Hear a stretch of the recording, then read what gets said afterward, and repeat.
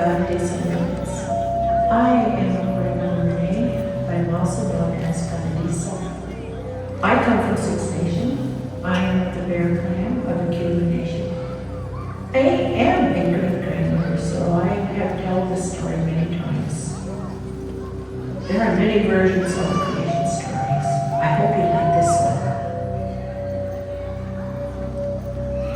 As with many things, we should begin at the water's edge.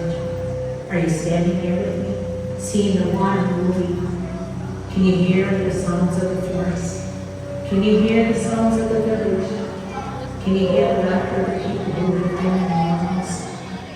Long before we humans came to dwell on the rock of the great turtle, the world as we know it did not exist. This is the story of how our world began, how it was passed down through generations and generations of the Haudenosaunee.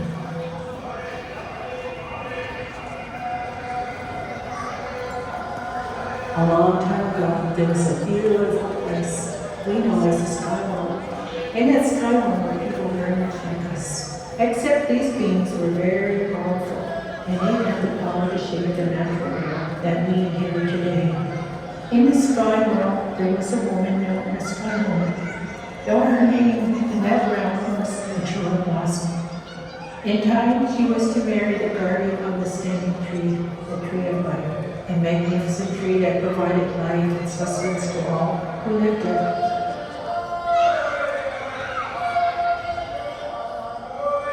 Due to the unsettling mind, the guardian dreamt that the Tree of Blossom needed to journey to the water-covered world below to bring life there. And so she fell from skyward, bringing life to her.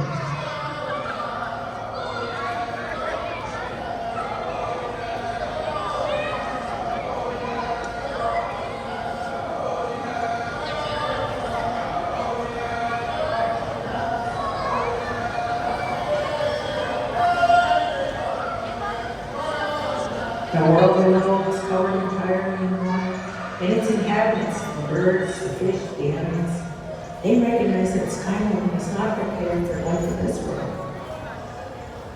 The birds flew to her, softening and slowing her fall. The others were waiting for her too. There was the muskrat, the otter, the beaver, and these animals did everything possible. They dove deep, retrieving mud from beneath the water to create land. But they had no foundation on which to place the earth. Many creatures tried to bear the weight, but none succeeded. Then the great turtle offered its back. And so upon his shell the water was spread, going into the land we now call Turtle Island.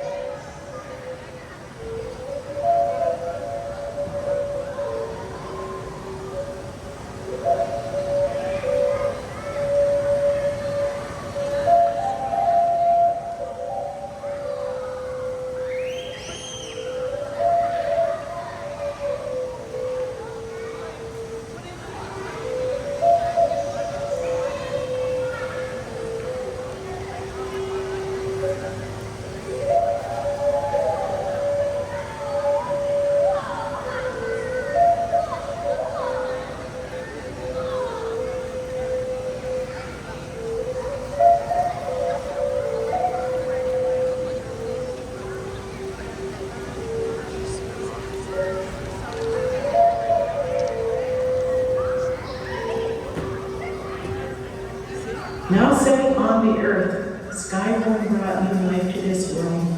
She gave birth to a daughter and called her Gust of Wind. Gust of Wind was strong and grew fast. In time she married the great turtle man and soon carried 10 sons.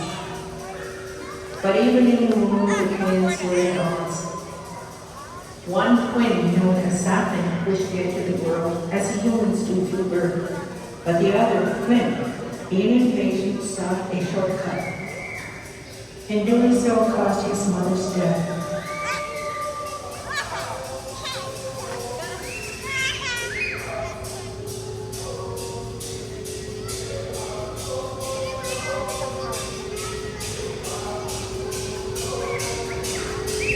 The twins laid their mother beneath the earth's garden lantern, and from her body the land turned. She became Mother Earth, nurturing all life that followed.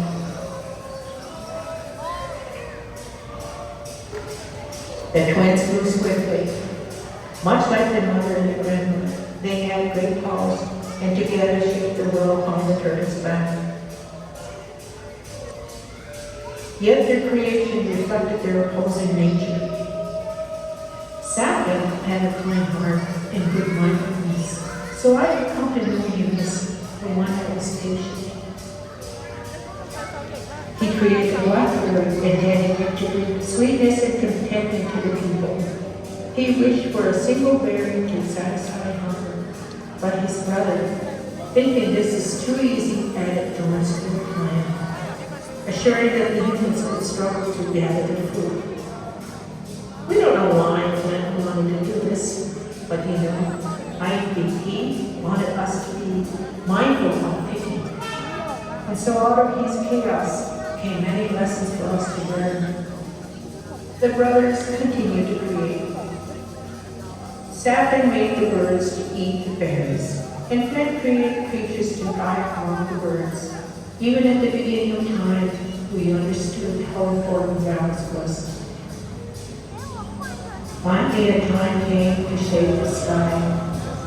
Together, the twins created the sun, the moon, and the stars, bringing light and darkness into balance. Yet their rivalry persisted, and the rivalry shaped the land, carving mountains, rivers, valleys into the world. In the end, Sapling triumphed, ensuring that life would flourish in the light. And Flint now understood his role, ruling over the darkness and the creatures that thrive within it. With the world completed, Sapling turned his attention to the final creation, humans, us. Some say he shaped them from different soils and clay. Others believe Flint, eager to match his brother, tried to create life in the ocean's home. But his creation lacked the breath of life, and only with Sapling's help did they come alive. And so humans were the last to arrive on Earth Island, not because they were the strongest, but because they needed the most guidance.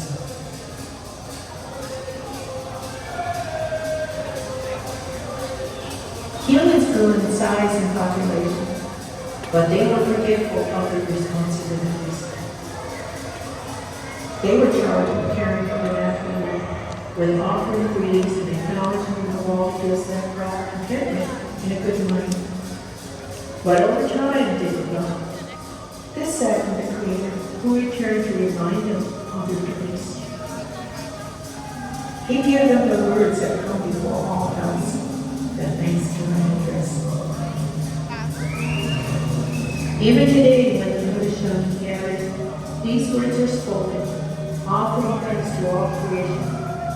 Each person acknowledges their best effort in that very moment and calls upon others to remember their role in this great balance of life.